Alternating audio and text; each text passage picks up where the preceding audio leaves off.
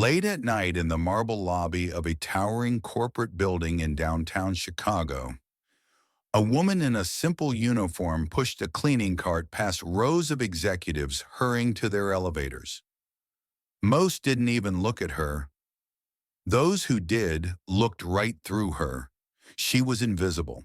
To them, she was just the help, disposable, forgettable.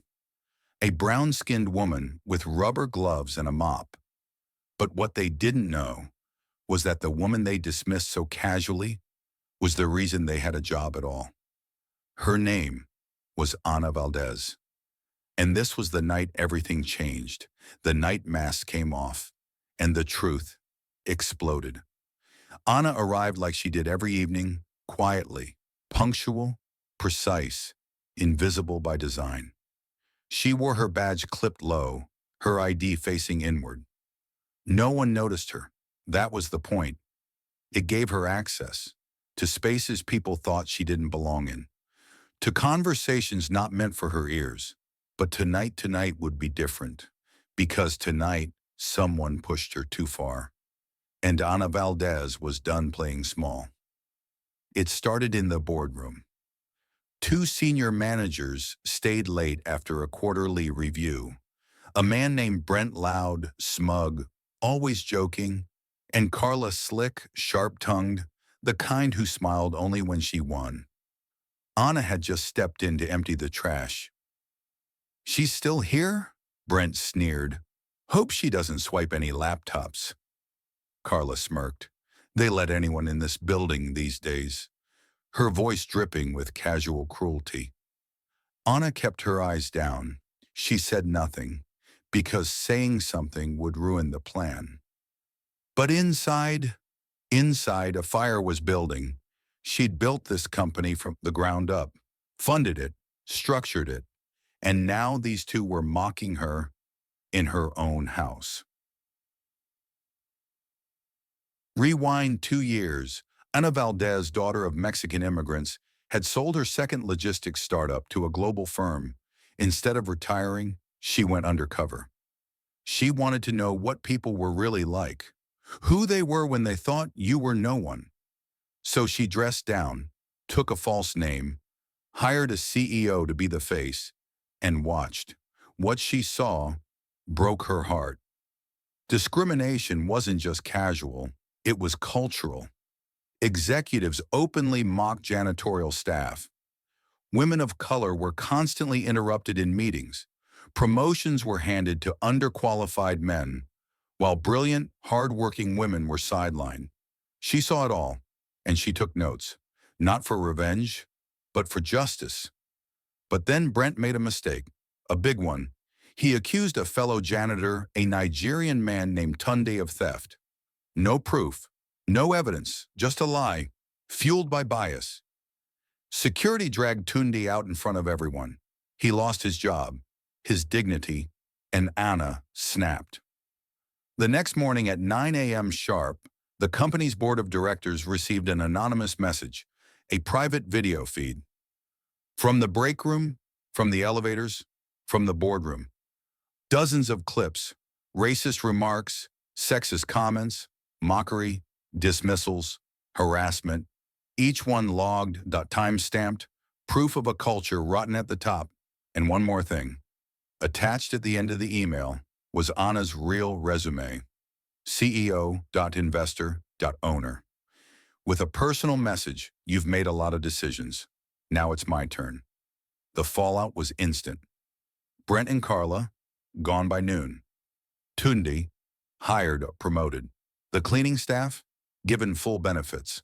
And Ana, she stepped forward. No more disguise, no more games. At the next all-hands meeting, she took the stage, wearing the same uniform, same shoes, same badge. She looked out at the crowd and said, "You didn't see me because you didn't want to, but I saw everything. And from now on, things will be different." People talk about justice like it's a system, a courtroom, a verdict. But sometimes justice is a woman in gloves and sneakers who holds all the power and lets you underestimate her until it's too late. Don't judge a book by its cover, because sometimes the janitor owns the building. Late at night, just weeks after the boardroom revelation that shook an entire company, something was stirring behind closed doors. Powerful men weren't done yet, and the woman they underestimated once, they feared now. But what they didn't know, her next move would be even more dangerous than the last. After Amara exposed the corrupt board members who tried to frame her as nothing more than the cleaning lady, she didn't disappear. In fact, she took her rightful place as CEO, but being at the top only made her more of a target. A sleek black car followed her from a gala one night. A mysterious envelope arrived on her desk. No sender, no stamp, only a single photo inside. A photo from her past she thought she'd buried forever. Flashbacks show a young Amara working undercover in war-torn regions as a government operative. But the name she used back then wasn't Amara. It was Elena, and someone just found out. At a late-night board meeting, Amara laid out her plans for a company-wide reform championing diversity, equity, and transparency. But in the shadows, whispers of her double life began to spread. A new VP, smug, overly charming, started digging. He brings a document to the next meeting. Is it true, Miss Knight, that you once operated under a false identity overseas? Gasps filled the room. Amara stood silent for a beat, then said, Yes, I did. And that identity saved lives while some of you were busy padding your bank accounts. Tension exploded. Lines were drawn. The smear campaign began fast. News leaks, anonymous accusations. Someone planted falsified evidence tying Amara to an offshore account and claimed she was laundering money through the company. The FBI came knocking. The new VP grinned as agents escorted her from her own office. Cameras clicked. Headlines blared. But what no one realized was that Amara saw this coming. In the courtroom, the prosecution seemed confident until Amara's lawyer stood. Your Honor, we'd like to enter Exhibit AA series of security camera clips, not from the office, but from the VP's private yacht. Hushed voices, money changing hands, plans to take over the company and bury Amara for good. The judge stared at the VP. You have the right to remain silent. Amara walked out of the courthouse, not just free, but stronger. And she didn't just clean the hall, she cleaned house. And now she was ready to lead a revolution. But as she looked at her phone, another encrypted message blinked on screen. Phase 2 begins now. Late one night in Geneva, the glass towers of power shimmered in silence. While deep inside a storm was brewing, the woman they thought they'd silence was back. And this time, she wasn't just fighting for herself. She was fighting for everyone they'd stepped on along the way. What began in a janitor's closet now threatened to bring down an entire global conglomerate because they didn't know that she had nothing left to lose and everything to expose. This is how one woman, once dismissed as a nobody, challenged the highest echelons of corruption and reminded the world what justice really looks like. 3 months after reclaiming her company, Amara Valdez sat quietly on a balcony overlooking the Alps. But her mind wasn't on the view. It was on the encrypted files sitting on the laptop before her, evidence of something far bigger than boardroom betrayal, something global. The files exposed money laundering, offshore accounts, human rights violations, all tied to the corporate empire she now owned. An empire that once operated in the shadows, and at the heart of it all, a syndicate known only as the Consortium, a group of elite executives, politicians, and bankers who used shell companies to fund wars, exploit labor, and erase accountability. And her company, it had been their laundromat. Far across the ocean, in a private club in New York, men in tailored suits sat around a mahogany table. "She knows," one of them said, tapping the table with a gold pen. "She's a threat. Then neutralize her." Another replied coldly, "Like we always do." But what they didn't know was, this time, the woman they planned to silence had already anticipated their every move. Amara met with whistleblowers, investigative journalists, and former intelligence operatives. She didn't beg for help. She presented a case, each file, each name, each crime, everything backed with evidence. And as the puzzle came together, it became clear. The consortium's reach wasn't just business. It was systemic, political, global. When Amara was 19, she watched her mother, an immigrant housekeeper, get fired without cause and deported within a week. No union, no justice, no voice. And Amara vowed never to let that happen to anyone else again. Now, decades later, she was the voice, and this time she had a microphone. The world watched as Amara stepped on stage at the World Economic Summit in Davos, Switzerland. But instead of delivering the keynote they expected, she plugged in a hard drive and dropped truth bombs no one could ignore. Corporate documents, hidden bank accounts, signed memos. Proof. The room fell into stunned silence. Cameras rolled. The internet exploded. Within hours, government agencies launched investigations. Assets froze. Arrests began. The very people who once mocked her now scrambled to hide. But it was too late. One by one, they fell. And the final twist, the man at the top of the consortium was the same CEO who had once fired Amara for not knowing her place. She looked him in the eye during the congressional hearing and said with a smile, "You taught me everything I needed to take you down." Months later, Amara opened a global foundation for labor rights and ethical entrepreneurship. Thousands of former workers now own shares in the companies that once exploited them. From Bogota to Bangkok, justice echoed. They thought she was just the cleaning lady. They thought wrong. She was the storm they never saw coming, and now she's rewriting the rules of the world they built, one truth at a time. Late one Friday evening, the grand ballroom of a New York City skyscraper sparkled under chandeliers. The air buzzed with champagne, secrets, and strategy.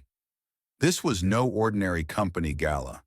It was the annual celebration of Lexington Global, the empire she quietly ruled from behind the scenes.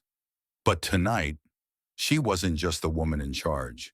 Tonight she was falling in love with a man who had no idea who she truly was. Amara, once dismissed as a cleaning lady, had taken back control. Now she oversaw a vast international company, but few within Lexington knew her face, and even fewer knew her story.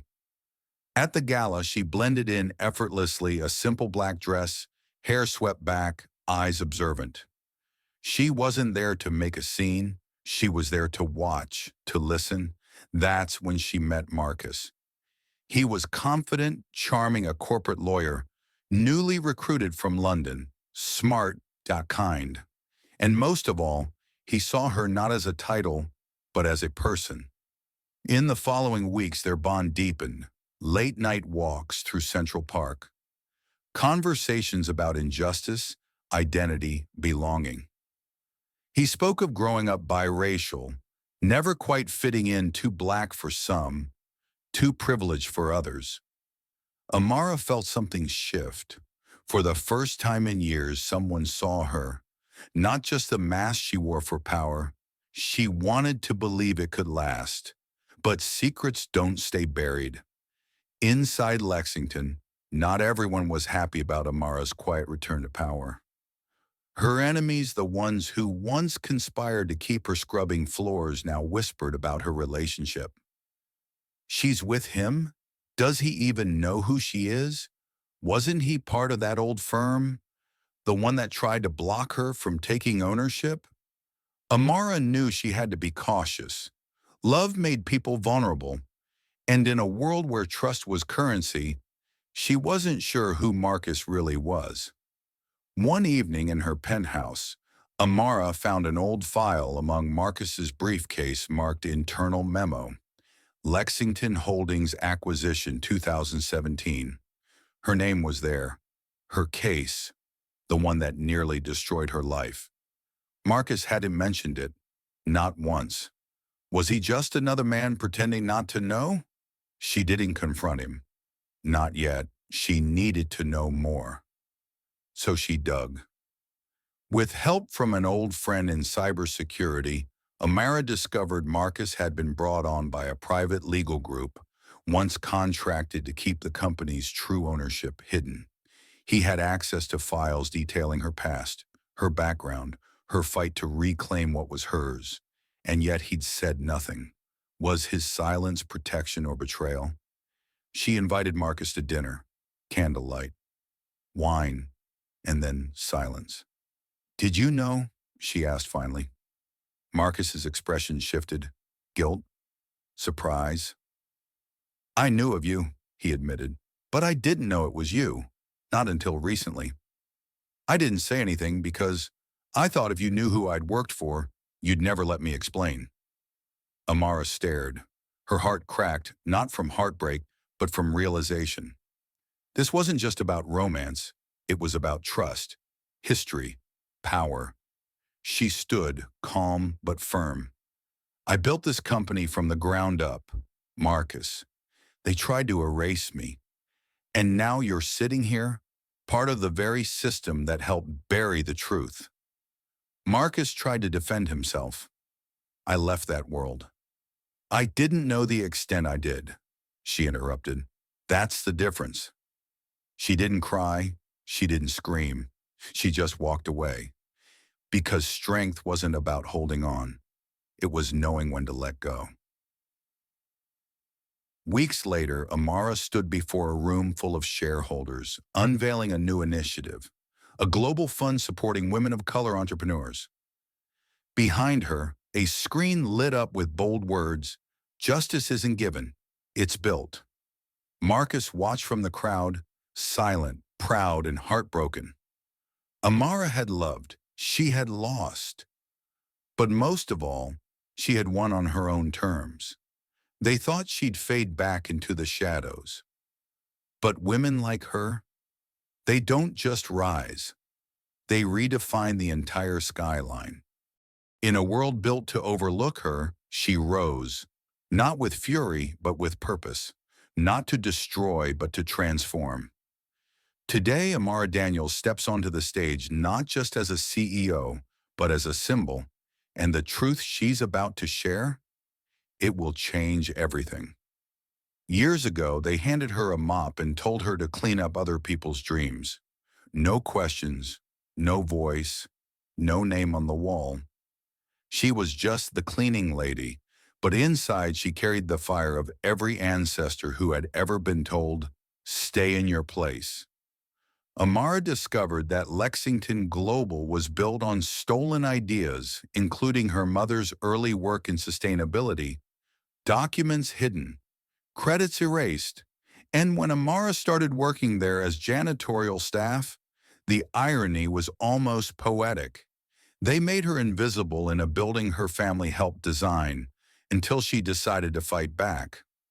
Amara didn't just face rude coworkers or arrogant executives.